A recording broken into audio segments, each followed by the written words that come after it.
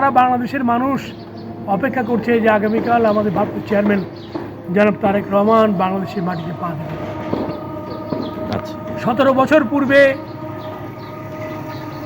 তিনি নির্বাসনে গিয়েছিলেন, বিএনপিকে ধ্বংসের -2 ফর্মুলার অংশ হিসেবে সে সময়ের শাসক গোষ্ঠী তাকে রাজনীতি করতে না দেওয়ার যে ষড়যন্ত্র করেছিল,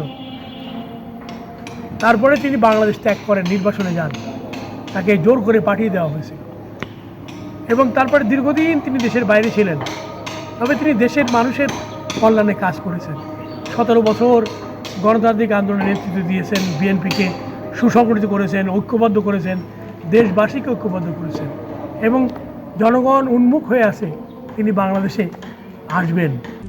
RICL TMX, যুগের পর যুগ স্থাপনা থাকে মজবুত এবং তিনি নতুন ধারার রাজনীতি, নতুন বাংলাদেশের রাজনীতির নেতৃত্ব দেবেন এবং তিনি বাংলাদেশের উন্নয়নে একটা মহৎ পরিকল্পনা গ্রহণ করেছেন, সেটি জাতির সামনে উপস্থাপন করবেন এবং আগামীকাল সেই মহেন্দ্রক্ষণ যে সময়ের জন্য অপেক্ষায় ছিলাম।